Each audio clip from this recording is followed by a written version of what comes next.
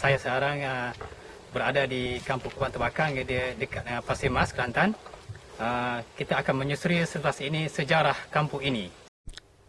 Kampung Kubang Terbakang yang terletak dalam daerah Pasir Mas, Kelantan dan bersempadan dengan rantau panjang dianggap sebuah kampung terpencil dan kurang dikenali. Malah kalau dibandingkan dengan hulu Kelantan, tidaklah sejauh itu. Ketika kejadian banjir terburuk dalam sejarah banjir di Kelantan dikenali Bah Kuning pada bulan Disember 2014, kampung ini seolah-olah terpinggir dari pandangan kerajaan negeri.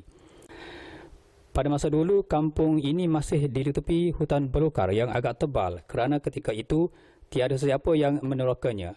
Namun, manusia terawal yang menetap di kampung itu dikatakan dihuni oleh beberapa orang dari kalangan masyarakat Siam dari negara jiran yang menamakan kampung itu Kampung Tok Mek Ja. Salah seorang warga emas dari generasi penerokannya, Gani Daud yang atau lebih dikenali sebagai Pak Dik Uni berkata, ketika masyarakat Siam menjadikan kampung itu sebagai penempatan mereka, beliau masih belum dilahirkan lagi. Dan apabila meningkat remaja, hal itu diceritakan oleh orang tuanya itu.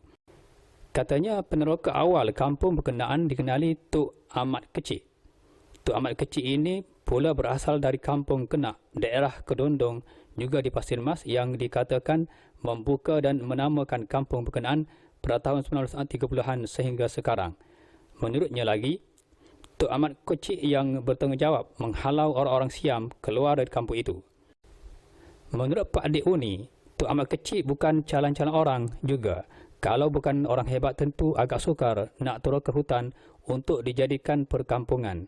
Apatah lagi menghalau keluar orang-orang Siam ketika itu.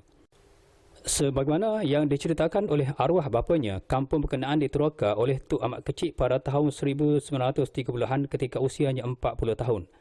Walaupun ketika itu usianya 40 tahun, ia dianggap masih muda belia.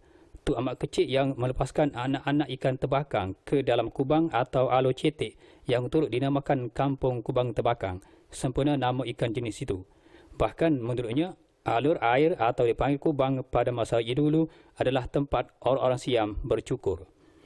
Selepas beberapa tempoh Tok Amat Kecik meneroka dan membuka kampung berkenaan pada tahun 1930-an itu, terdapat beberapa keluarga yang mula menetap di kampung itu.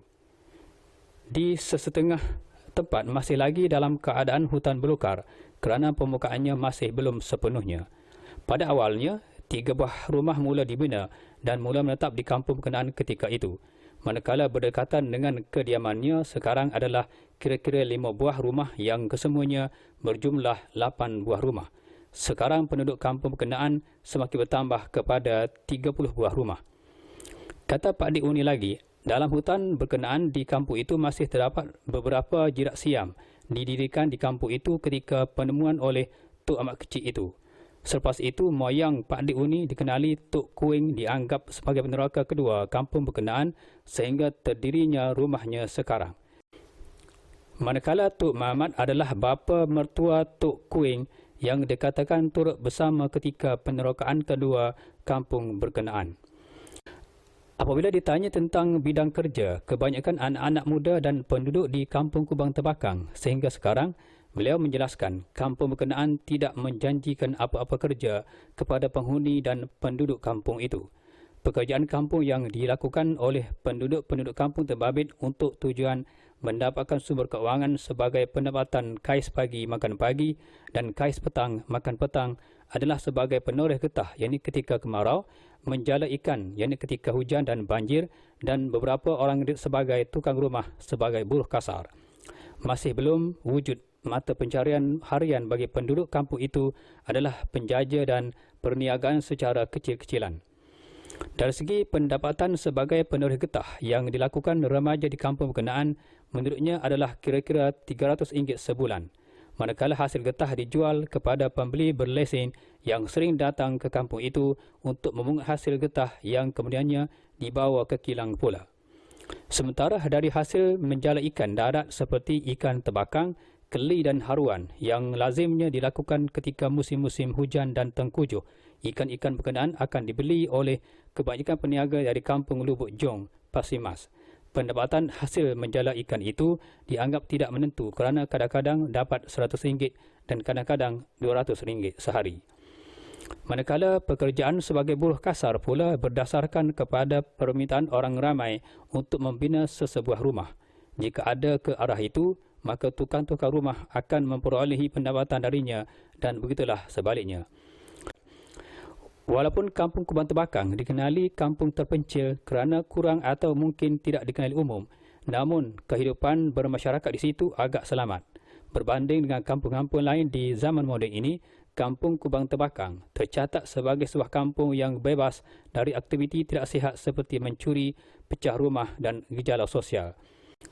Setiap pengunjung dari kampung lain ke Kampung Kubang Terbakang pastinya akan melalui sebuah jambatan selebar yang mampu memuatkan sebuah lori atau 2 buah kenderaan pada satu-satu masa.